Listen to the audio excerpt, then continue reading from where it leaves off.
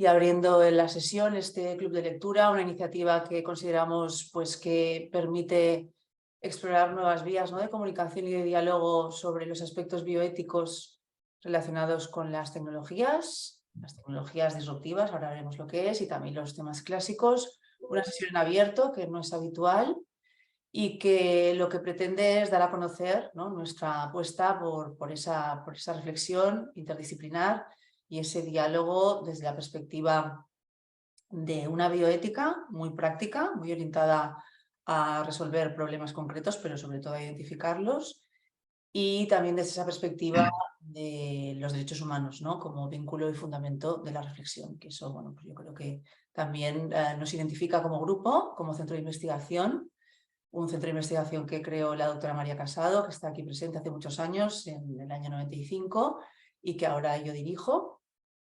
Y también creo que identifica y define el interés que tiene en la comunidad de conocimiento creada por el Máster en Bioética y Derecho, que organiza precisamente esta sesión también con sobre todo la presencia de exalumnos del máster a través de la Asociación de Bioética y Derecho de la Universidad de Barcelona.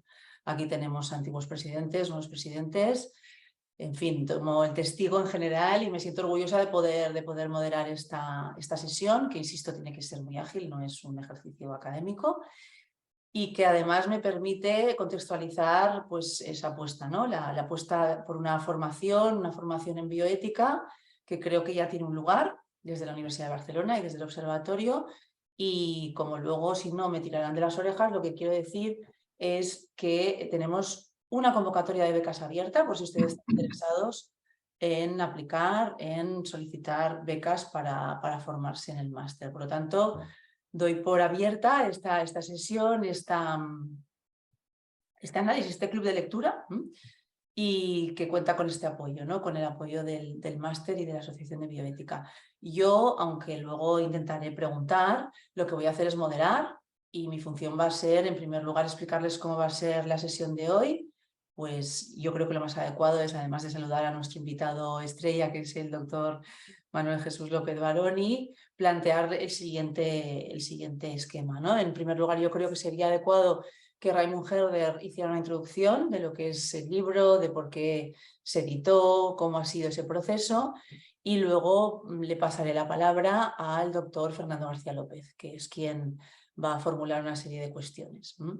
Pero claro, aquí si el autor nos quiere hacer alguna apreciación, alguna precisión, pues por supuesto le dejaremos, y finalmente, si les parece, lo que podemos hacer es abrir ese turno de chat, pero que sean preguntas y intentemos que, si son reflexiones, sean muy directas, muy cortas, y que yo transmitiré muy gustosamente. Así que si os parece bien, si les parece bien, bienvenidos a todos y todas. Ahora ya tenemos a casi 83 personas, 83 personas conectadas, y podemos empezar. Raimund, adelante, si te parece, a analizar este libro, ¿no?, Bioética y tecnologías disruptivas, del profesor Manuel López Baroni, una persona para mí de referencia, alguien que, bueno, es un lujo tener en el equipo. Es investigador del observatorio, él es profesor de la Universidad Pablo Lavide de Sevilla, investigador también del observatorio, codirector del máster en bioética y derecho. Y es una persona muy completa desde el punto de vista de la formación que tiene y de las capacidades y cualidades que tiene, además del sentido del humor, que es fundamental, porque lo que vamos a hacer es pasarlo muy bien esta tarde, o sea, risas aseguradas, eso está clarísimo, por su capacidad de analizar y de transmitir esos conocimientos, ¿no? Bueno, tiene un doctorado en filosofía, un doctorado también en Derecho y Bioética. Y claro, es una rara avis, ¿no?, lo que nos pasa a nosotros, esto lo compartimos. Él viene de la filosofía del derecho y está dando clases a profesionales de las ciencias biomédicas. Y eso, bueno, pues también creo que lo sabe hacer muy bien, ¿no?, transmitir los conocimientos de manera directa, con una agilidad y con una claridad que pocos tienen, y pocos tienen el placer y el honor de tenerlos en su equipo, ¿no? Así que bienvenido. Gracias, Manuel. En lo personal y en lo profesional ya sabes que para nosotros eres un referente. Y adelante, Raimund, con tu introducción. Bueno, muchísimas gracias, Isiar. Buenos días en América, buenas tardes aquí en en Barcelona, en España. Es un gran placer estar hoy con ustedes para hablar de este libro. Como buen editor siempre lo tengo a mano, así que lo puedo mostrar. Que publicamos ya hace un tiempo, no es novedad, pero es un libro recién publicado, así que todavía lo podemos tratar como una novedad. Es fruto de una colaboración no formal, pero de continuidad con el Observatorio de Bioética, que es el tercer libro que publicamos de personas que trabajan o colaboran ahí. Y para mí es un gran gusto que podamos de esta manera colaborar y publicar de esta manera libros muy interesantes de temas de bioética. Yo me pregunto, desde mi punto de vista de editor, ¿dónde en el catálogo colocar la bioética? Vamos un poquito en la línea de lo que nos piden en las librerías y hay que clasificar los libros, entonces los clasificamos como filosofía, la ética siendo una disciplina de la filosofía, pero la bioética quizás sea totalmente otra cosa y luego me gustaría hacer precisamente esta pregunta, ¿dónde, Manuel, tú lo ubicarías si tuvieras que clasificar este libro? Publicamos en Herder a un gran pensador catalán, Raimon Panikkar, que entre muchísimas cosas, uno de sus temas es la dimensión cosmoteándrica del mundo, cosmos, mundo, teos, Dios, antropos, o antro, el hombre, el ser humano.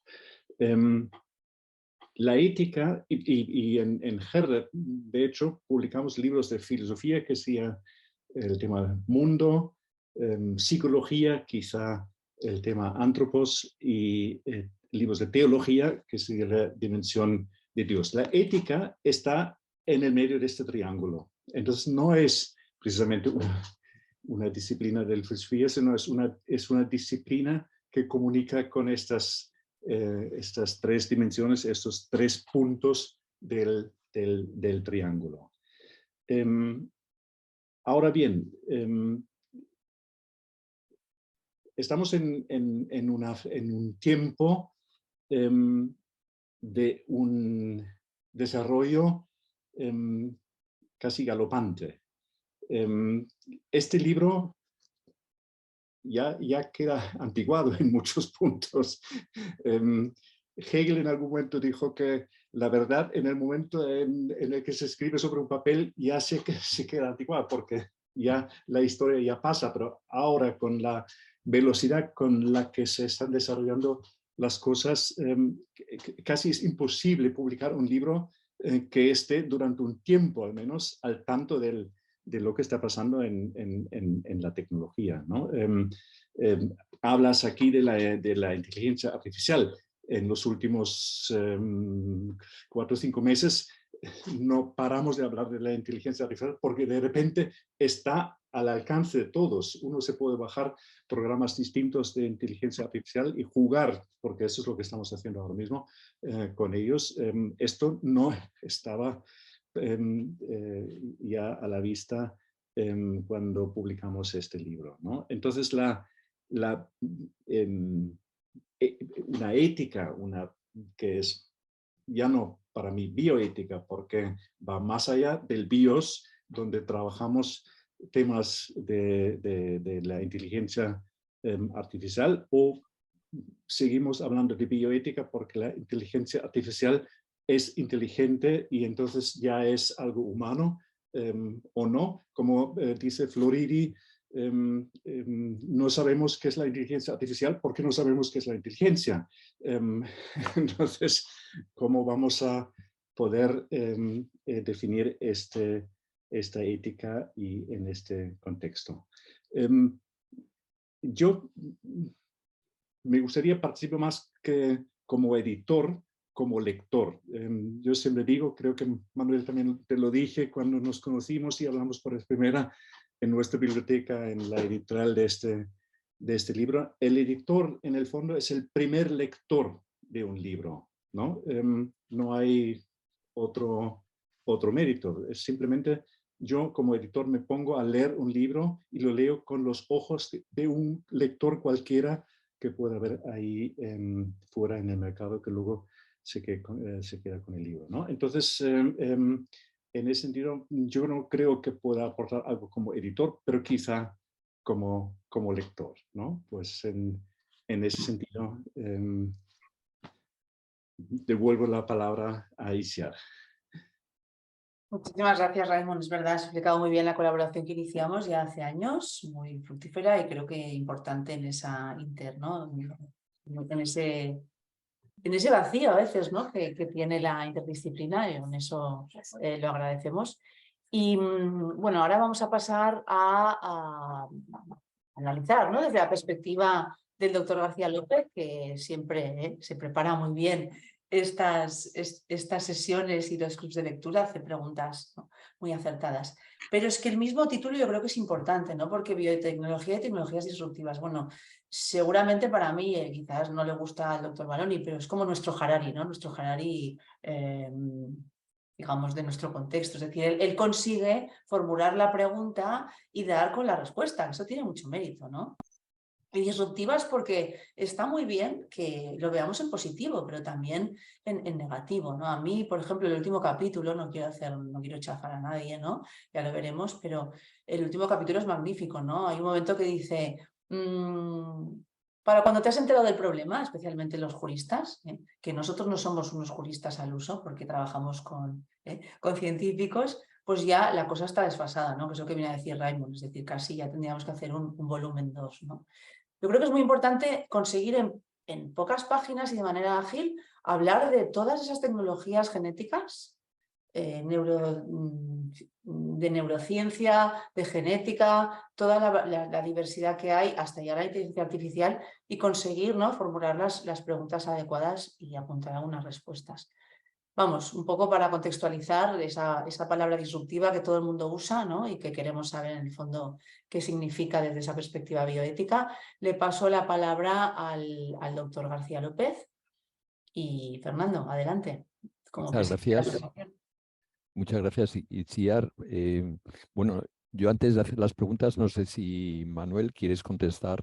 Sí, bueno, yo creo que sí, que estaría bien por contestar a Raimon. Sí. Básicamente la idea de eso, de dónde ubicar la bioética. Yo creo que es un tópico decir que es interdisciplinar, pero es más cierto que nunca porque no hay un lugar exacto donde no es una disciplina concreta, sino que es un cruce de caminos entre diferentes campos del conocimiento. Nadie abarca pues, todas las temáticas, todos los problemas, todas las tecnologías que hay dentro, porque son amplísimas. Y yo sí seguiría utilizando la palabra bioética, porque incluso la inteligencia artificial, por ejemplo, ha acabado no sé, por azar, ha acabado dentro de la bioética, a pesar de que son entidades no vivas, pero hay un dato muy curioso, por ejemplo, que hace poco se formularon los principios de Asilomar de la inteligencia artificial, que eran principios como aplicar la inteligencia artificial. Pero fíjate que para ello utilizaron el término Asilomar en referencia a la primera moratoria científica que hicieron los biotecnólogos en 1973 con Baer. Es decir, haciendo referencia a la importancia que tuvo en ese momento los experimentos con ADN recombinante, los riesgos que arrastraban y cómo la inteligencia artificial está conectada a ese tipo de riesgos. Es decir, hay como una conexión entre la inteligencia artificial y la bioética. De hecho, muchos de los principios que se están formulando para la inteligencia artificial vienen de la bioética y los mismos que se dedican a la inteligencia artificial tienen como referencia, por ejemplo, pues a los principios de Asilomar. En cuanto al desfase tecnológico, eso es lo que planteamos en el libro, va a una velocidad enorme, desde que es de 2001 y ya, bueno, pues hay un cambio importante. Es decir, sin embargo, las preguntas siguen siendo las mismas y algunas de las preguntas que hay formuladas en el libro yo creo que van a ser atemporales porque se van a quedar ahí. Es decir, ¿cuál es el límite superior de una inteligencia artificial? ¿Cuál es el límite superior de de las neurotecnologías, etcétera. Yo creo que por ahora eso no va a tener respuesta. La tecnología irá avanzando, pero va a ser difícil saber en qué momento vamos a tener respuesta para esas preguntas. ¿Vale? Bueno, Fernando. Muy bien, Manuel. Bueno, primero felicitarte por el libro, que yo creo que es un libro muy completo, que es una buena colección de las últimas tecnologías que han irrumpido en el panorama de los últimos años, con sus posibles consecuencias.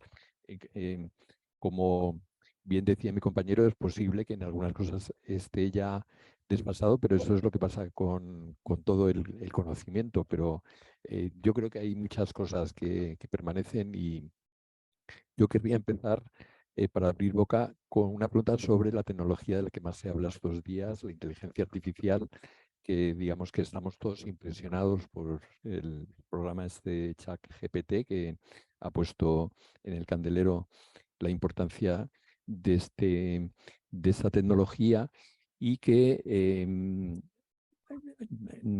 ha conseguido mejorarse extraordinariamente de un año a otro, ¿no? Ahora pues tenemos el GPT-5, que es mucho mejor que el 4, que a su vez era mucho mejor que el 3, y así es una tecnología que consigue hacer cosas que los humanos hacemos, hacerlas igual, y a veces, y muchas veces, hacerlas mejor, ¿no? Entonces nos encontramos con una tecnología que ha venido aquí para quedarse. Y claro, la cuestión es qué hacemos con esta tecnología.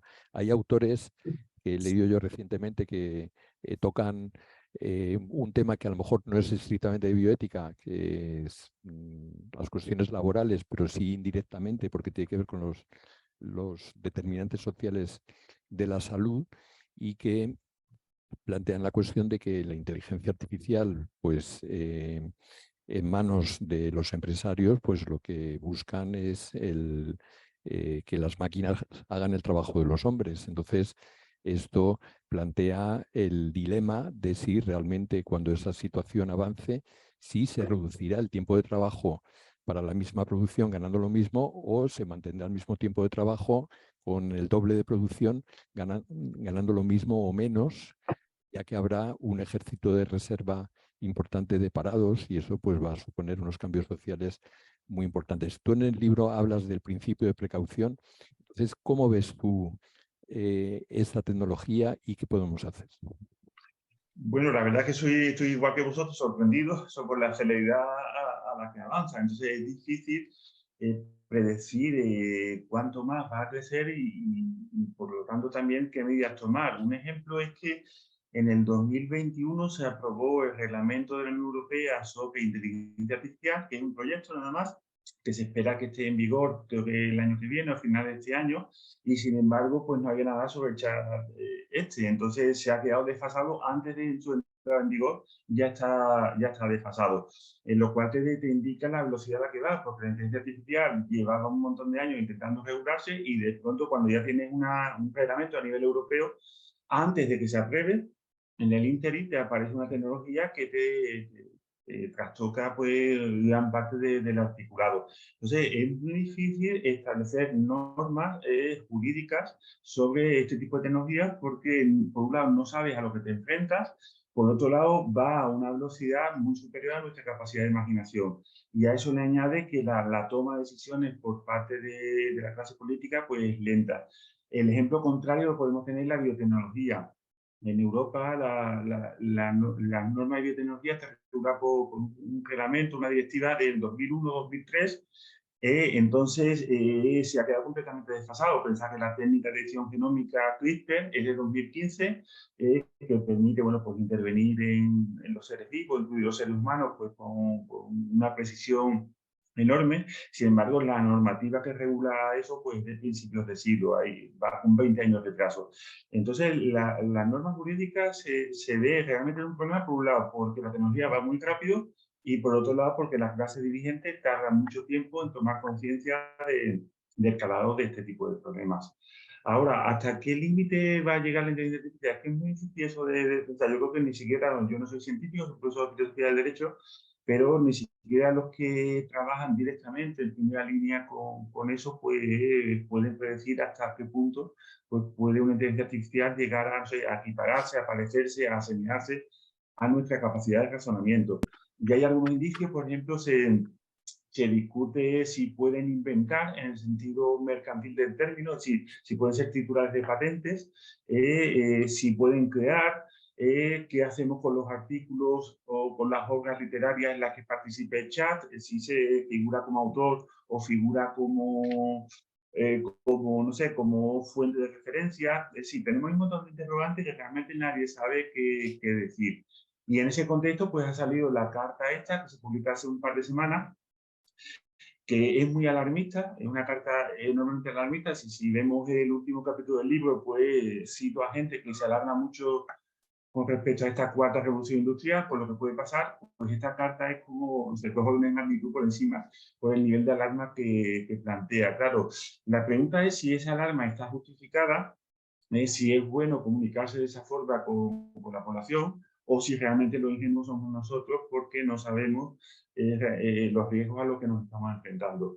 El principio de precaución que citamos ahí, que define un poco a la política de la Unión Europea frente a Estados Unidos y Norteamérica, por poner una referencia, pues tiene sus ventajas porque te permite ir más lento, ser más precavido, pero también tiene sus desventajas, porque hace que los científicos europeos vayan más lentos, que las patentes se concedan más tarde y que al final el motor de la tecnología pues sea Estados Unidos, sea China o sea otros países. Entonces hay una ambivalencia ahí sobre cómo valorar el principio de precaución.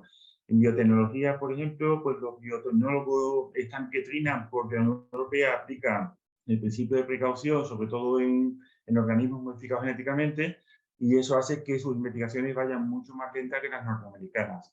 Si en Europa aplicamos el principio de precaución, pues es razonable, porque no sabemos a qué nos enfrentamos con esta tecnología, pero tiene sus hándicaps, que es que los avances europeos irán más lentos y dependeremos, por tanto, de Estados Unidos y de China principalmente. Muy bien, Manuel. Hace poco más de 2 semanas publicó en El País Yuchini Morozov un artículo titulado "Ni es inteligente ni es artificial. Esa etiqueta es una herencia de la Guerra Fría". Y en él se dice que la inteligencia artificial siempre ha sido un proyecto de los militares, de la industria y de las universidades de élite, y sigue siéndolo, aunque ahora se haya democratizado su acceso. También dice que, entre otras cosas, que la inteligencia natural pues es lo llama un dílogo, que por un lado está la parte racional, que es la que cubre la inteligencia artificial, pero luego hay una parte emocional que es indispensable para la inteligencia y que no cubre la inteligencia artificial como la entendemos. ¿Qué opinas tú de este artículo? Bueno, aquí hay un debate que es el problema del antropocentrismo, y es que valoramos las cosas con criterios antropocéntricos. Entonces, el vocabulario muchas veces no es correcto. Los términos, al menos inteligencia, razonar, inducción, etcétera, no recogen quizás la complejidad del problema que tenemos. Parece obvio, insisto, que yo no soy científico, que la inteligencia artificial pega un salto en estos últimos 10 años a través de las lecturas que hacemos y a través de los hechos, como puede ser el chat. Ahora, el problema está en si el vocabulario que empleamos es el adecuado, si llamar inteligencia a eso es correcto o no. Por ejemplo, con ciencia artificial no se ha avanzado nada y al parecer ni se espera. Por eso no se emplea la palabra conciencia, se emplea la palabra inteligencia. Es como un escalón inferior. Pero claro, quizás esa palabra tampoco sea adecuada. Quizás el vocabulario no sea correcto. Pero el problema es que no es un problema de lenguaje, es un problema de hechos. Y es hasta qué punto la inteligencia artificial puede suponer un riesgo para nosotros, o puede suponer un riesgo para la democracia, puede suponer un riesgo para la sociedad. Entonces, quizá los términos creatividad, inteligencia, conciencia, emoción no sean proyecciones antropocéntricas nuestras, pero si le llamamos abracadabra y de otra forma, el problema va a seguir estando ahí.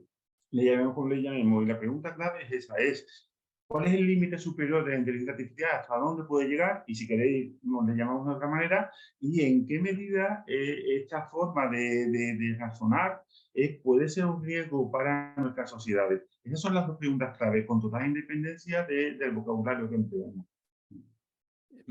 Muy bien, vamos a cambiar de tema por el momento y vamos a ir en la última parte del libro, que por cierto tiene unos títulos de los capítulos muy elocuentes: los biohacedores, los biocatequistas, los neuroganaderos, los neurointernautas, lo indecidible, y yo me refiero a la parte que se llama los Jeremías, y que pues hablas de la posibilidad de que haya un panorama apocalíptico si se nos va de las manos estas tecnologías, ¿no? Entonces, yo aquí pues te quería comentar que me llama la atención que concedas más importancia a las tecnologías disruptivas como amenazas que nos pueden llevar al apocalipsis, que las que periódicamente todos los años el Boletín de Científicos Atómicos en enero pues va estableciendo a su criterio en qué lugar están las manecillas del reloj antes de las 12, que sería el momento del apocalipsis, ¿no? Y este año pues lo han situado por primera vez en la historia de este reloj del apocalipsis, que está desde el año 1947, y que pues este boletín lo crearon Albert Einstein y los científicos de la Universidad de Chicago que participaron en la producción de la primera bomba atómica. Bueno, pues se ha situado en 90 segundos, ¿no? 90 segundos, que es lo que, según estos científicos, nos separan del apocalipsis, y es el momento más cercano, como decía, a las 12 desde que el reloj se puso en marcha. Entonces, señalan tres causas por el siguiente orden. Primero, la amenaza de una guerra nuclear, acentuada desde la guerra de Ucrania, el cambio climático y el riesgo de pandemias. Y solo en cuarto lugar hablan de tecnologías disruptivas, pues hablan pues de tecnologías que pueden anular Internet o que pueden generar desinformación. Entonces, bien, yo tengo la sensación de que te pregunto, las tecnologías disruptivas pueden ser muy amenazantes, pero su amenaza hoy por hoy es meramente potencial. Sin embargo, las amenazas de guerra nuclear y del cambio climático son bien grandes, ¿no? Y con respecto a las pandemias, pues acabamos de vivir una pandemia, y entre los epidemiólogos pues decimos que la próxima pandemia no se trata de saber si se va a producir o no, sino cuándo. Entonces, ¿cuál es tu opinión sobre esto? Bien, yo en el último capítulo lo que analizo no es tanto mi opinión al respecto como la opinión de quienes formulan ese tipo de análisis. Es decir, yo analizo su discurso y me planteo si es un pasatiempo académico ese tipo de discursos apocalípticos o realmente debemos tenerlos en cuenta. Porque yo no soy científico, incluso aunque lo fuera, es problemático analizar esto, porque si eres físico, pues te queda, por ejemplo, fuera todo lo que es la biotecnología. Si eres genetista, te queda fuera, te deja fuera todo lo que es la física o nanopartículas, etcétera. Es muy difícil, incluso siendo científico, hacer una evaluación de conjunto. Entonces, lo que sí he hecho yo es, desde una perspectiva, bueno, no siendo profesor de filosofía de Derecho, es analizar su discurso, juntarlo y ver qué dicen y por qué lo dicen, para valorar hasta qué punto es eso, es un entretenimiento académico, como ha pasado siempre, ¿no? Los discursos apocalípticos, que viene el poco, que viene el poco, o si realmente tenemos que tener en cuenta lo que está pasando ahora. Entonces, hay algunos datos que a mí me llaman mucho la atención. Por ejemplo, el hecho de que se hayan creado en 2011, 2012, 2013, 3 instituciones, en Oxford, lo tengo aquí justo delante del libro, Centro para el Estudio de los Riesgos Existenciales de Cambridge, el Fondo de Escol para las Amenazas Globales y otro, el Instituto para el Futuro de la Humanidad de la Universidad de Oxford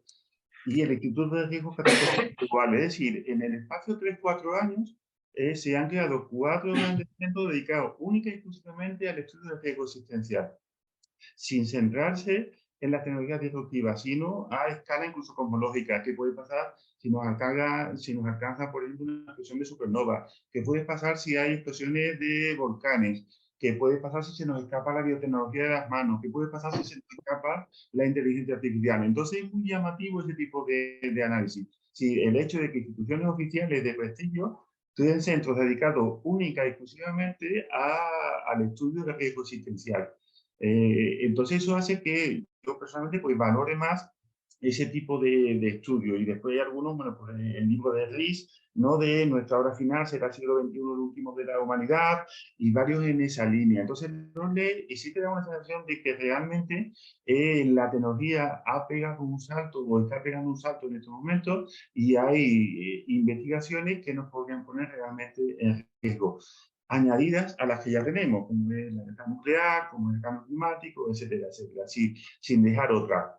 En el libro, no sabemos en qué página, hay una de hace 4 o 5 años con un listado de qué factores nos pueden poner en riesgo como especie, o incluso la vida en la Tierra, ¿vale? Y entre ellas están pues, las tecnologías que nosotros estamos analizando.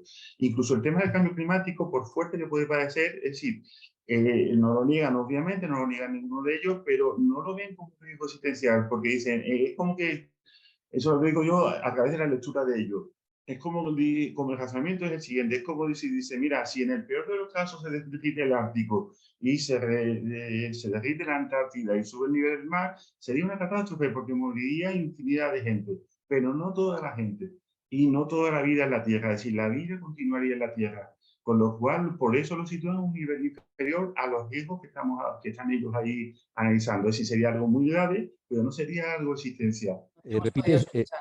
sí, esto último, que ha habido un fallo de conexión. Es una lectura que hago yo de lo que ellos dicen, no es que yo lo diga expresamente, lo digo yo. Es como si dijeran, no es que minus valor en el cambio climático, sino que dicen que es como si dijeran, si en el peor de los casos se derrite el Ártico, se derrite la Antártida, sube el nivel del mar, sería una catástrofe porque se moriría infinidad de gente, pero no toda la gente.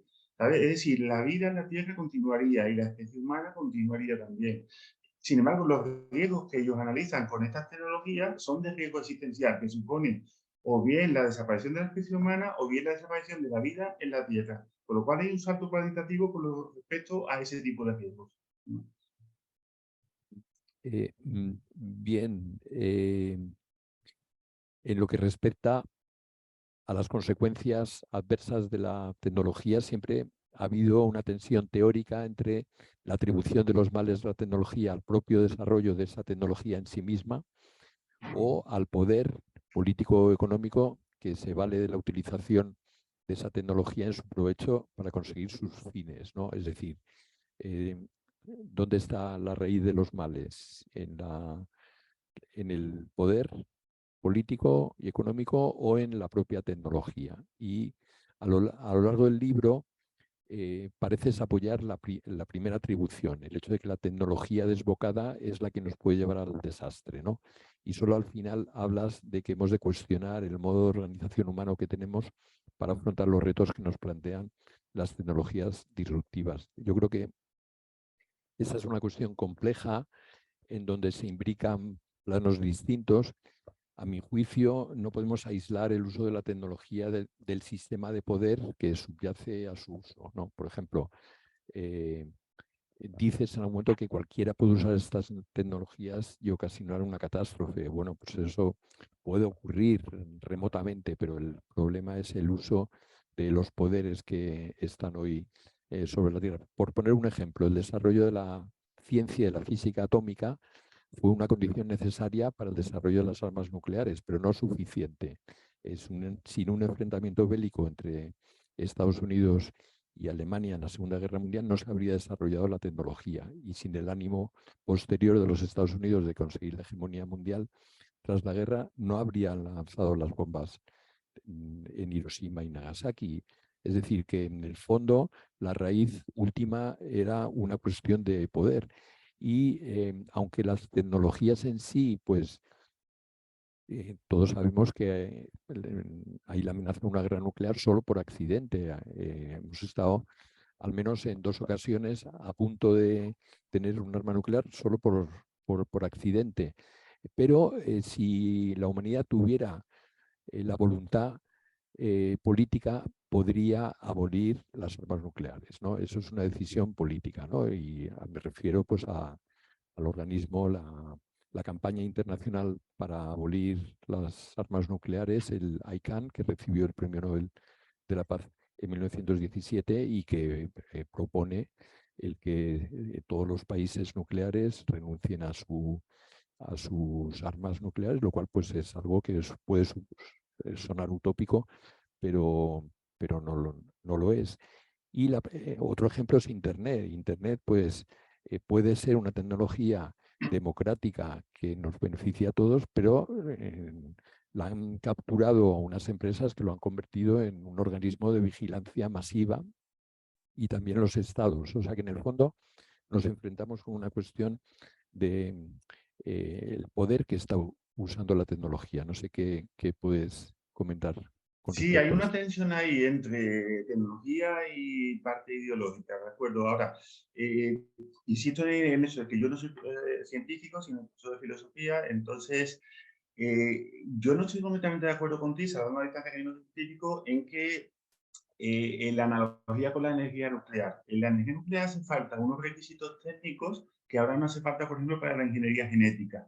Por ejemplo, está el caso de los biohackers. ¿Qué son los biohackers? Son chavales de 20 años que piden, imitando a los que crearon Microsoft, imitando a los que crearon Apple y demás, la leyenda urbana esa que lo crearon en garajes, pues ellos dicen que hacen biología de garaje. Y esa biología de garaje consiste en que piden un kit de CRISPR, la técnica de edición genómica, a Estados Unidos, que lo traen por Amazon y hacen experimentos con sus perros, con sus gatos o con semillas en su casa, en el jardín de su casa. En Alemania, por ejemplo, se ha prohibido eso. En España no hay ninguna prohibición de eso. Eso que te indica que la técnica de edición genómica está disponible para quien tenga unos conocimientos de biología no demasiado avanzados. Entonces es muy diferente a la cuestión de la energía nuclear, que hace falta unos requerimientos mucho mayores. Sí, parece que ahora es más fácil poner en riesgo a la gente, por lo menos en la parte genética. Con la tensión esa entre ideología y ciencia, sí, es que las estructuras sociopolíticas humanas no van al ritmo al que avanza la tecnología. Eso es un dato, la tecnología va muy rápido y nosotros seguimos con la estructura del Estado-Nación. Lo podemos ver en derecho, que es mi campo, como la lentitud con la que se toman las normas, ¿no? Con las que aparecen. Se llama en derecho soft law, que son no hay normas, las pocas que hay están desfasadas y las pocas que no están desfasadas es derecho débil, en el sentido de que no es directamente aplicable. Entonces, eso lo podemos extrapolar al resto de estructuras sociales. Y una reflexión, producto, vamos, una opinión personal mía, pero es producto de conversaciones con amigos, lógicamente con compañeros, es la siguiente. Yo tiendo, vamos, yo llego a la conclusión de que la gente que es creyente, y la gente que es católica o cristiana, piensa que como en el fondo somos un producto de Dios, no tenemos capacidad o poder suficiente para torcer el curso de los acontecimientos. Si alguna vez nos pasara algo, sería porque Dios quisiera, ¿sabes? Pero el creyente piensa que el ser humano no tiene esa capacidad para modificar la naturaleza o cambiar la historia de la vida en la Tierra. Y si te vas al sector de gente que es marxista, que se mueve en el sector marxista, infravaloran todo lo que tiene que ver con la ciencia y hacen mucho hincapié en la parte cultural, en la parte social. Dice, el enemigo del sistema capitalista. Si tú controlas el sistema capitalista, lo tienes todo. Es decir, la tecnología no sea ningún riesgo. ¿Eso a qué lleva? Eso que lleva a que tanto, en mi opinión, insisto, tanto creyentes como marxistas infravaloren los riesgos de lo que está pasando. De forma que los que realmente han tomado conciencia del salto cualitativo que pueden tener estas medidas son los neoliberales. Hay un sector de los transhumanistas que es neoliberal y que tiene muy claro que estas tecnologías realmente pueden cambiar el curso de los acontecimientos. Entonces, eso hace que una parte importante de la población o de la clase que piensa, que trabaja, que investiga, infravalore los riesgos. Una conclusión a la que yo llego yo leyendo a toda esta gente, ¿vale? Y con el hándicap, insisto, en que yo no soy científico. Y con el tema de... y volviendo al tema de los riesgos, vamos a ver, los gene drivers, por ejemplo, los gene drivers son la posibilidad de introducir modificaciones en hembras de animal que provoquen que se expandan a una velocidad enorme y haga que una especie desaparezca. Por ejemplo, los mosquitos. Tienes mosquitos que transmiten la malaria o el Zika, pues a través de esto de los gene drivers puedes modificar 100 hembras, 200 hembras y en un mes ha desaparecido 1 millón, 3 millones de mosquitos, con lo cual eso puede afectar a los ecosistemas. Eso antes no se podía hacer, ¿vale? Sin embargo, ahora ese tipo de posibilidades existen, en un contexto en el que no hay una norma que lo regule. En mi opinión, tras leer a toda esta gente, insisto en el hándicap de que no son científicos, etcétera, se infravaloran esos riesgos, se infravaloran la velocidad a la que va esto y la escasez de instrumentos sociopolíticos para encauzar esto adecuadamente a escala planetaria. Bien, ahora quería cambiar de tema y hacer un poco de abogado del diablo, ¿no? Tengo la sensación de que en tu libro atribuyes demasiado poder a la tecnología, ¿no? Como si fuera omnipotente, ¿no? En el sentido negativo, como si fuera el espejo de la corriente dominante que hay en la sociedad, que lo llamaríamos optimismo tecnológico o solucionismo tecnológico, ¿no? La gente está muchos tranquilos pensando que esto del cambio climático pues llegará un sistema de ingeniería climática, pondrán unas placas ahí en la atmósfera y entonces pues o se almacenará el carbono en el suelo, se hará la captura y el almacenamiento, que llevan hablando de eso desde hace 20 o 30 años, pero no ha habido ninguna solución tecnológica que pueda resolver esto, ¿no? Entonces, por ejemplo, en la edición genómica, tú hablas de que la modificación de la secreción de la oxitocina y la serotonina, que parece que están relacionadas con un mayor desarrollo de la empatía, pues programas de edición genómica pues podrían aumentar la empatía de las personas o otro tipo de modificaciones genómicas. Bueno, yo aquí, pues como científico, no soy yo genetista, pero sí, pues como epidemiólogo, sí conozco algo el mundo de la investigación y sé que el comportamiento humano y la mayor parte de las enfermedades crónicas tienen raíces genéticas, pero son raíces genéticas múltiples, ¿no? O sea que no es un aspecto aislado, sino que es la confluencia de múltiples factores genéticos que a su vez interaccionan con múltiples factores ambientales, ¿no? Solo unas pocas enfermedades raras son consecuencias de alteraciones genómicas simples que puedan someterse a la edición genómica con técnicas como el CRISPR-Cas9. Y hace años, pues, por ejemplo, hubo furor con la donación, con la clonación.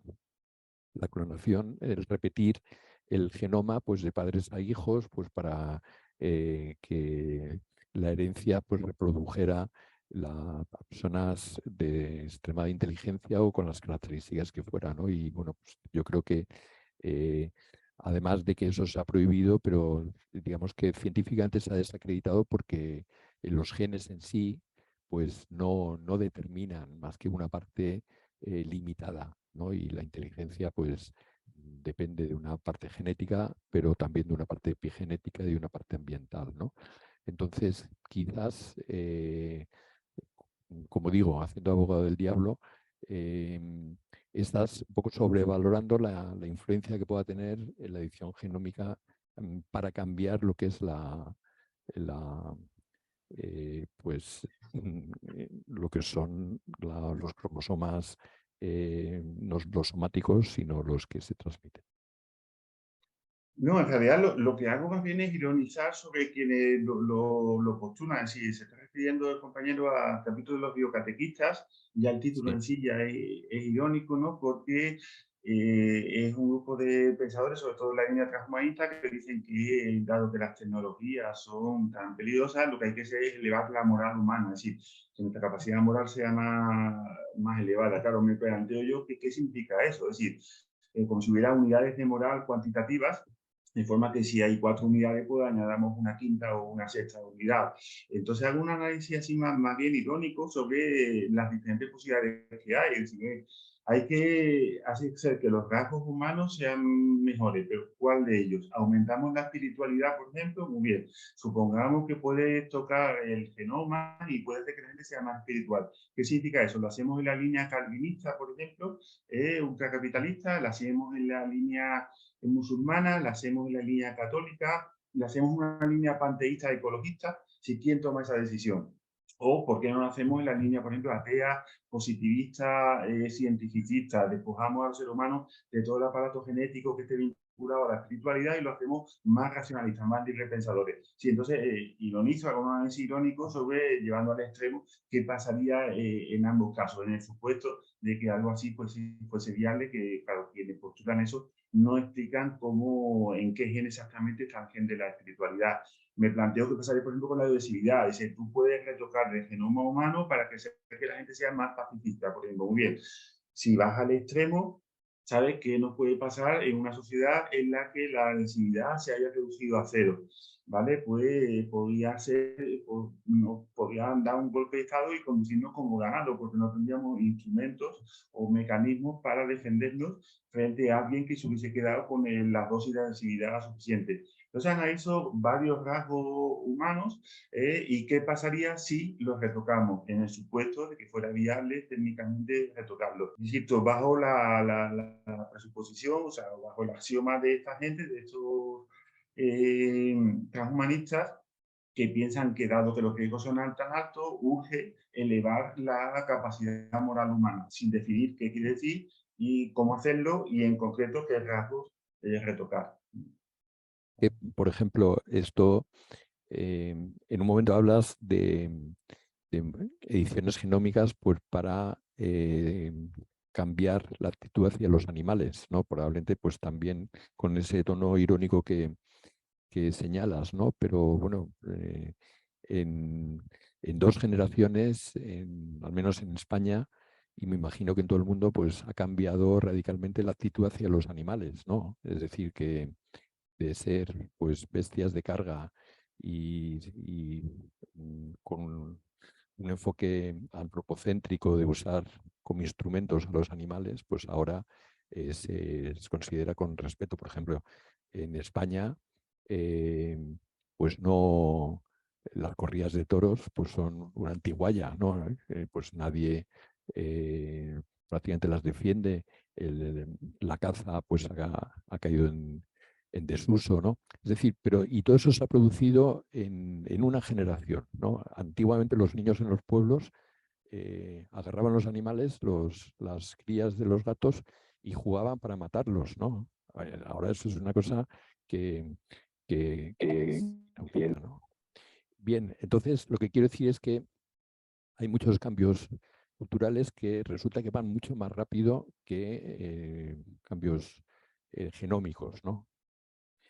Y Sí, bueno, estoy completamente de acuerdo contigo, ¿no? Que la sí. verdad, sin ser científico, la idea de retocar el genoma humano para hacer que algunos rasgos nuestros sean los que sean mejores o sean diferentes, yo lo veo una idea peligrosa. El problema que yo estoy analizando en ese capítulo es que esta gente propone modificar el genoma humano para mejorar nuestra moral. Entonces analizo los riesgos que tiene ese. Yo personalmente estoy en contra porque lo veo muy arriesgado, lo veo algo así como un salto al vacío, con total independencia de si técnicamente es viable o no lo es. Por lo que sabemos al día de hoy, eso no es viable. Pero incluso la idea en sí misma de retocar el genoma humano para hacernos más pacifistas, más ecologistas, menos agresivos, lo que sea, es en sí misma bastante peligrosa. Y yo en ese sentido te apoyo completamente que es el elemento cultural, el elemento de aprendizaje. En algún momento hablas de las insuficiencias del Reglamento General de Protección de Datos, que yo creo que es un avance pues incuestionable en lo que es la protección de datos en el marco europeo, y que muchos países de fuera de Europa pues lo han ido adaptando, pero señalas que es insuficiente pues para controlar el perfilado, que bueno, pues el reglamento está precisamente para impedir eso, pero que es incapaz de impedirlo, ¿no? ¿Puedes explicar eso un poco más? Sí, básicamente es un problema, el problema es el siguiente, y es, existe la idea de que hace falta como una especie de cuarta generación de derechos fundamentales, de derechos humanos, que hagan frente a las tecnologías que hemos estado citando en el libro y que están hoy día en boga. ¿Qué sucede? Que las dos principales normas que existen en la Unión Europea sobre eso son el Reglamento General de Protección de Datos y ahora el de inteligencia artificial, que está prácticamente a punto de aprobarse. Los dos se enfocan no desde el punto de vista de los derechos humanos, sino desde el punto de vista del mercado.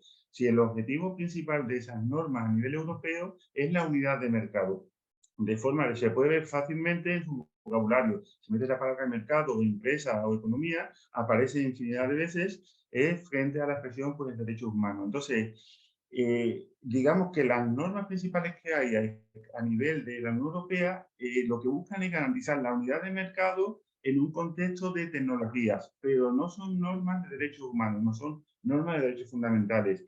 Si nos atenemos, por ejemplo, a la cuestión esta de los datos, por ejemplo, toda la cuestión de sanidad debería estar separada. El Internet de las cosas, que dentro de nada pues, va a estar en marcha, va a suponer una avalancha de diagnósticos acerca del ciudadano europeo que no tiene una normativa específica. Yo creo que eso debería estar separado, pero sobre todo que el enfoque que se está siguiendo en la Unión Europea es regular las tecnologías no desde el punto de vista de los derechos humanos, sino desde el punto de vista de la unidad de mercado.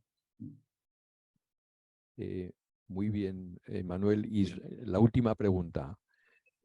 O el comentario. En el libro dejas caer que la ausencia de rastro de vida extraterrestre que hayamos podido percibir los humanos puede ser porque la que hubo se pudo haber exterminado quizás por los efectos de las tecnologías de esas civilizaciones extintas. ¿No es una explicación más verosímil que técnicamente no sea imposible conocer otras civilizaciones? Pongo, por ejemplo, tenemos Alfa Centauro o Alfa Centauri, que es la estrella más próxima al sistema solar, que está a 4,24 años luz, es decir, a 40,17 billones con B de kilómetros. Si la velocidad de la luz es de 300.000 kilómetros por segundo, una nave que se desplazara a 10.000 kilómetros por hora tardaría 458.000 años en llegar en línea recta desde la Tierra hasta Alfa Centauro. Es decir, que está conectarse con otras civilizaciones está completamente fuera de nuestro alcance, ¿no? Bueno, la tesis esta no es, vamos, no es mía, es de Bostrom y no es la tesis. En realidad es una pregunta que formuló Fermi, el famoso físico, hace ya bastantes años, y era ¿dónde están todos? Y ese ¿dónde están todos? Significa lo siguiente, dice, si la galaxia tiene 100.000 años, ¿cómo es posible que no hayamos recibido señales de vida inteligente extraterrestre, teniendo en cuenta que son 100.000 años y que la velocidad de la luz tardaría en 1.000.000 de años, que usaría 10 veces? Nosotros recibimos luces, o sea, señales del espectro electromagnético de galaxias que están situadas lejísimos. Entonces, la pregunta sí es muy interesante, es ¿por qué no recibimos, a pesar de la distancia, señales de vida extraterrestre, al menos dentro de nuestra galaxia? Y eso llevó a Bostrom a plantearse lo siguiente, a decir, una posibilidad, no dice que sea esa, pero dice, una posibilidad es que toda civilización, toda forma de vida, tarde o temprano se encuentra con una tecnología que hace que se autodestruya. Esa autotecnología puede ser bien la energía nuclear, puede ser la edición genómica, puede ser la inteligencia artificial o puede ser algo que nosotros no podemos imaginar. Entonces, lo plantea como una hipótesis, no como si que sea la más verosímil o la menos. Es interesante ese análisis, es decir, de hecho es un interrogante, porque a pesar de las distancias no recibimos señales de vida extraterrestre. Otra posibilidad, por ejemplo, es que toda forma de vida inteligente necesita, como nosotros, 4 o 5 mil millones de años para desarrollarse y nosotros estamos en la primera nada de vida inteligente de la galaxia. Por eso, por ejemplo, ahí sí valdría. Estamos demasiado lejos como para comunicarnos. Pero una galaxia que tiene 5.000 millones de años de antigüedad necesariamente ha tenido que formar formas de vida que hayan desarrollado inteligencia. Entonces, una pregunta interesante plantearse por qué se recibimos señales de galaxias lejanas, pero no recibimos ningún tipo de señal que sea de forma de vida inteligente. es un interrogante interesante y bueno, por eso lo Sí. plantea Bostrom a raíz de la pregunta y Xavi también comentado en el libro. Y bueno, en este sentido, Noam Chomsky plantea que la especie humana puede ser una especie fallida, ¿no? A diferencia de las hormigas y los insectos que llevan millones y millones de años y que están bien adaptadas al ambiente, y sin embargo, pues puede ocurrir que los humanos pues nos destruyamos a nosotros mismos y que sea pues un suspiro en lo que es la historia de la civilización, la historia de la Tierra, a diferencia de otras especies, ¿no? Bueno, yo ya he acabado y veo que hay muchas preguntas en el chat y te cedo la palabra, Itziar. Y muchas gracias, Manuel, por tus contestaciones. A ti, a tus vosotros, respuestas. muchísimas gracias por estar ahí y hacer Sí. las preguntas. Y a Raymond. Muchísimas gracias. Son casi las 7. Tenemos incluso troles, ataques y todo tipo de interferencias. Vamos a intentar seguir. Ha ido siguiendo el chat. Hacia las 18:42 es cuando han empezado algunas preguntas, consideraciones.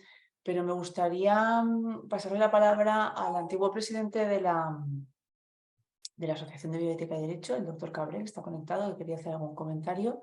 Y mientras, Fernando, tú y yo vamos leyendo las preguntas y me echas un cable por si me dejo algo. ¿Vale? Muy Vamos bien. haciendo un repaso para ser ágiles. Bien. Luis, adelante. Al principio, cuando se hablaba todo este tema de la inteligencia artificial, hoy me he quedado un poco asustado, porque un buen amigo mío me ha enviado un vídeo sobre un partido de básquet, los Lakers contra no sé quién, ¿no? Y entonces dice, envíame la foto. Y era Michael Jordan. Es que me he quedado un poco acojonado, ¿no? Hablando mal, ¿no? Porque digo, jolín, ya me gustaría ser Michael Jordan, ¿no? Entonces, ha pasado como no sé cuántos minutos jugando a básquet y era yo. Bueno, la foto era mía con el cuerpo de Michael Jordan jugando a básquet. Entonces piensas, jolín, los vídeos que puedo recibir de quien sea, ¿qué voy a hacer para ver si aquello es verdad? O es el Michael Jordan de turno, que soy yo, ¿no? Entonces, pues, bueno, me asusta un poco todo este tema, porque según lo que recibas tendrás que verificar. Si es un vídeo que es una chorrada, pasas, ¿no? Pero si es un vídeo que sí puede ser interesante, dices, bueno, esto es verdad, me lo estás enviando tú, o quién me lo está enviando, y hasta qué punto puedo creerme lo que me están enviando. Uno de estos porque lo acabo de recibir esta tarde y pensaba, joder, ojalá que fuese yo Michael Jordan. De hecho, el reglamento de inteligencia artificial de la Unión Europea regula por primera vez las ultrafalsificaciones, es decir, ya se han quedado sin vocabulario, ya no saben cómo llamar a eso. Una ultrafalsificación es prácticamente eso, es que tú no sabes diferenciar una imagen real de una imagen que no lo sea. Y estamos en esa fase. De hecho, claro, pues puede tener un montón de implicaciones políticas, fíjate el uso que se puede hacer en política. Muy bien, gracias, Luis. Vamos a repasar un poco. Fernando, ¿quieres destacar algo del chat? Porque claro, aquí siempre Manuel lo que hace es alertarnos, ¿no? Entre lo que es la realidad y la ficción, ser prudentes. La bioética tiene también esa función. Así que bueno, creo podemos que empezar el mensaje que tenemos aquí en el chat, Fernando, ¿cuál quieres Sí, destacar? pues empiezo con el de Isidro Sollón, de la ciudad de Guatemala, que es estudiante de Derecho, y dice que, por lo que veo, la tecnología es un instrumento de aplicación con un fin determinado por personas, al igual que todos los objetos materiales. Entonces, el problema es la persona. ¿Hasta dónde se deben marcar límites a la acción de las personas? El problema es que la tecnología es que estamos en la cuarta revolución industrial. Entonces, la sensación que tenemos, los que tenemos ya una cierta edad, es que la tecnología va muy rápido. Va más rápido de la que podemos asimilarla. ¿Sabes? Ahí, por aquí, en el libro está y hay gráficos por ahí de cómo normalmente desde que se descubre algo hasta que hay una utilización comercial pasa un tiempo. Hasta que se regula pasa otro tiempo y como que la sociedad le da tiempo, hay cambios estructurales, pero a la sociedad le da tiempo a asimilarlos. Lo que estamos viendo con estas tecnologías es que van más rápido de lo que nosotros podemos comprender o asimilar. El mejor ejemplo que se me ocurre en derecho es el del Reglamento Europeo de Inteligencia Artificial. Aparece en el 2021 con la esperanza de que ahora entre en vigor y en ese intervalo de tiempo aparece el chat PTS y lo deja completamente desfasado. Tienes casi que empezar otra vez de cero. Y el Reglamento Europeo de Protección de Datos exactamente igual. Entonces, la sensación que tenemos es que va muy rápido.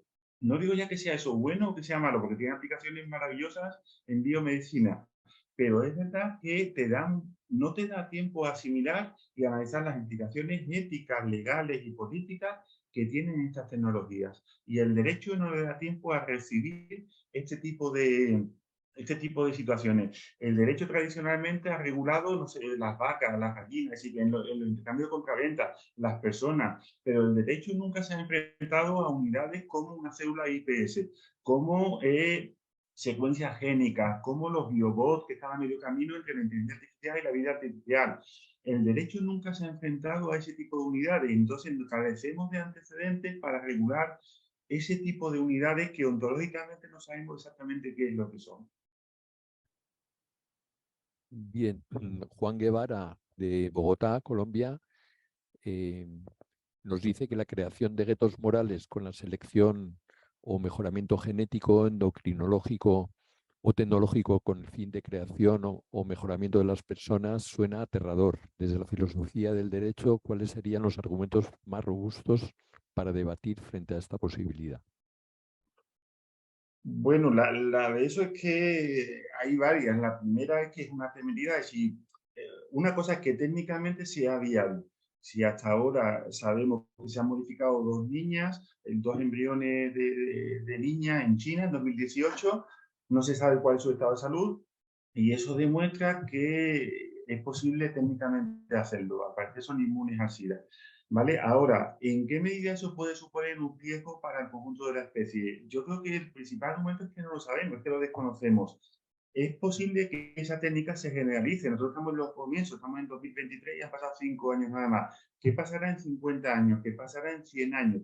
Es muy difícil de prever, pero dados los antecedentes humanos que tenemos de colonialismo, de racismo, de guerras, etcétera, etcétera, si siendo miembros de la misma especie la situación es la que vemos, hemos avanzado pero poquito. ¿Qué puede pasar si esas diferencias ya no son sociales o económicas, sino biológicas? Yo creo que ahí las distopías que conocemos en literatura de ciencia y demás se nos quedarían pequeños. Es algo demasiado arriesgado, demasiado peligroso. ¿Qué sucede? Lo que comentaba yo antes, que una percepción mía, la mayoría de la gente, los creyentes o los marxistas, minusvaloran eso, pero los que realmente se han dado cuenta de las ventajas o de lo que puede pasar son los transhumanistas en su versión más neoliberal. Que tengan éxito técnico o no es una cuestión, pero que si lo lograran sería aterrador para el resto, sí, porque fraccionaría a la humanidad no ya desde un punto de vista social o económico, sino biológico. Bien, hay 2 preguntas parecidas de Dayi Martínez Sosa, que dice si la regulación va lenta, entonces, ¿qué se propone? Y de Carlos Sussman, que dice qué posibilidades entonces existe de establecer unos límites morales en el desarrollo tecnológico si lo que tenemos hoy no es válido para mañana por el avance tan rápido de las tecnologías. Yo soy partidario de crear normas de ámbito regional. De ámbito regional significa, por ejemplo, a escala europea, a escala de la Unión Europea, o, por ejemplo, he tenido alumnos de Latinoamérica, pues a escala latinoamericana. Ya que a escala global, planetaria, es imposible, por el acuerdo del mundo musulmán, China, es imposible, pero al menos a escala regional, de forma que haya normas que sean vinculantes y obligatorias a una escala al menos europea, al menos iberoamericana, y cuestiones así. Si un convenio europeo de bioética, un convenio iberoamericano de bioética, normas por el estilo, y que sean vinculantes, porque, por ejemplo, en Europa tenemos el Convenio Europeo de Bioética, que pertenece al Consejo de Europa, no a la Unión Europea, que está ya desfasado técnicamente, en parte es de 1997, pero que el principal hándicap que tiene es que la mayoría de los países europeos no lo ha firmado. Los países grandes, donde realmente se hacen las investigaciones, Alemania, Francia, Italia, Gran Bretaña, etc. ¿Por qué no? Porque por un lado se sabe que hay riesgos y todo el mundo quiere una norma que ponga límites, pero al mismo tiempo no se quiere quedar atrás en las investigaciones. No quieren que los límites sean externos, sino que sean internos, porque temen quedarse atrás en esta revolución tecnológica. Entonces, ¿el resultado cuál es? Que el Convenio Europeo de Bioética, que a escala internacional es lo más vinculante y lo más detallado que existe, tiene poca vinculación porque pocos países europeos de los grandes, de tamaño medio grande, lo han firmado. Pero ese, en mi opinión, es el modelo a seguir, ya que a escala planetaria no es posible ponerse de acuerdo, al menos a escala regional, y evitando de esa forma lo que llamamos el turismo bioético, por ejemplo, con la maternidad subrogada. El hecho de que si en España prohíben algo, pues te vas a California y vuelves pues, con un niño conseguido con maternidad subrogada. Al menos que esas normas no sean ya a escala nacional, porque la escala nacional se ha quedado pequeña, sino al menos a escala regional y de carácter obligatorio. Yo creo que esa es la única vía realista que podemos tener ahora.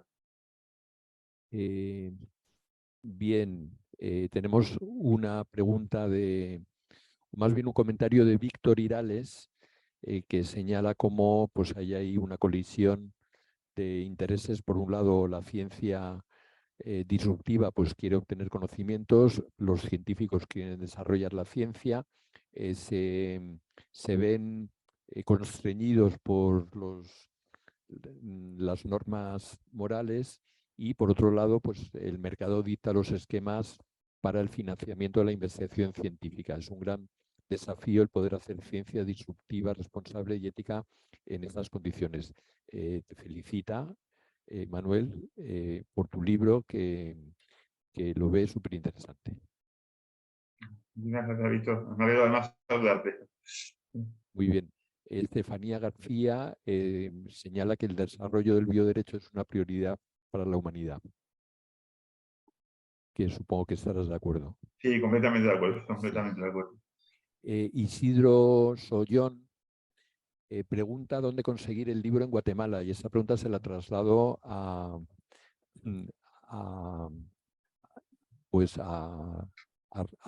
Rimun Herder. Sí. En Guatemala trabajamos con una librería distribuidora que se llama Sofos y deberían tener el libro, y si no, se puede pedir directamente a nosotros y se lo enviamos. Muy bien.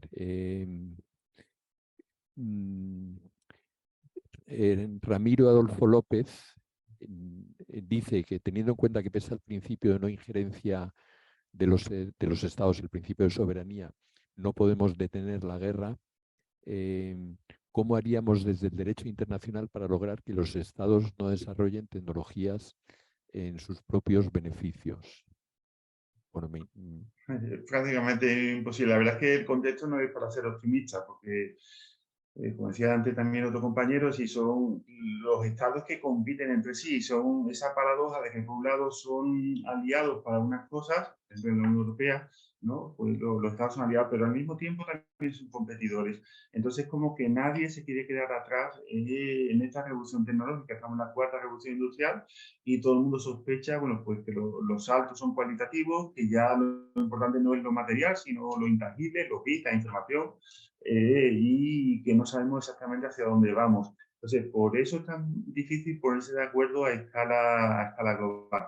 Por eso, como contestaba yo antes, digo, al menos es algo realista, puede intentar que a nivel regional, en Latinoamérica, en el mundo islámico, en Europa, pues puede haber convenios que sean vinculantes, al menos en ese ámbito territorial, porque otro tipo de cuestiones yo creo que son utópicas. Son declaraciones tipo UNESCO, que está bien, ¿no? Al menos algo, pero por ejemplo la declaración bioética de la UNESCO, bueno, pues se queda de 2005, se queda completamente atrás para todo este tipo de cuestiones que estamos tratando, y además es una declaración simbólica, no es una norma vinculante para los estados de la ONU. Bien, Carlos Bonillae pregunta qué tan sólida es la formación de los futuros profesionales en principios bioéticos para este tipo de investigaciones de inteligencia artificial. Yo creo que ahí Ciar es la que mejor puede contestar, está por ahí. Ya, pero para eso otra sesión, ¿no? Que yo, la prota. Pero la formación y la capacitación, que es una de nuestras áreas de trabajo, por supuesto, es ahora un reto en este ámbito. Solo diré esto, ya continuaremos con este tema tan interesante de las capacidades y la formación en bioética para afrontar los retos de la inteligencia artificial. Yo lo que quería decir, Fernando, si me permites, porque hay personas que estaban preguntando de distintos países Sí. cómo conseguir el libro, que sepan que nosotros tenemos todo referenciado en nuestra página web, bioeticayderecho.ub.edu, reenviamos y remitimos a Herder y bueno, están los puntos de contacto. Y luego recordar, bueno, no decirlo porque no lo he dicho, que hemos organizado esta sesión, este club de lectura, coincidiendo, ¿no?, con la celebración aquí en Cataluña de Sant Jordi, que es el Día del Libro y de la Rosa, ¿no? Y hemos considerado que era una oportunidad magnífica para abrir este tema.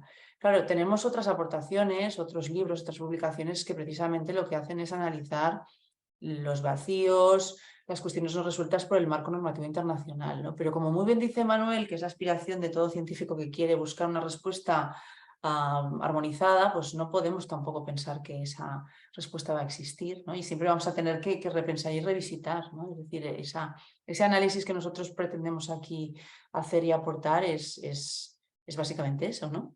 Repensar estas cuestiones desde el punto de vista ético y jurídico. Por eso, Yasmina Soto ha copiado el link, ahí tienen todas las referencias y pueden pedir la información que ustedes quieran. Muchísimas gracias por el interés. Seguimos, Fernando. Y ya queda poco, pues Sofía Emiliana Carvajal nos informa de que la OCDE cuenta con una declaración sobre un futuro digital fiable y que contiene como uno de sus elementos la inteligencia artificial centrados en los derechos humanos, lo cual se aplica a los países miembros que trabajan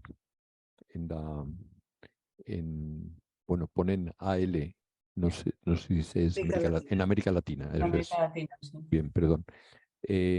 Luis Gerardo Vallejo Ávila, desde México, dice que está realizando una investigación en la regulación legal de la robótica y la inteligencia artificial y le gustaría saber qué opina sobre la importancia de que se regulen. Sí, bueno, como hemos estado comentando, eso que es básico que haya una normativa sobre este tipo de cuestiones. Quizá el reto esté en eso, que la normativa de superar el ámbito estatal, regular a nivel estatal, yo creo que es absurdo porque te quedas corto. Quizá el reto esté en que las normas tengan suficiente flexibilidad para cambiarse casi al hilo de los acontecimientos. Como contábamos con el Reglamento Europeo de la Inteligencia Artificial, que apareció en 2021 y ya se ha quedado desfasado. Pues las normas, hay que intentar que las normas que haya pues tengan suficiente flexibilidad para que vaya rápidamente adaptándose a los cambios. Y eso en lo uno al hilo del compañero que preguntaba lo de la interdisciplinaridad, o sea, lo de la formación. Es un reto en bioética ahora mismo el tema del trabajo interdisciplinar, que obliga a salirte como de tu salón, de tu burbuja de confort y comunicarte con gente de otras especialidades y hacer el esfuerzo de comprender los problemas desde el punto de vista de otros especialistas y a su vez de adaptarte tú al lenguaje de los demás y adaptar tu propio lenguaje para que otros te comprendan.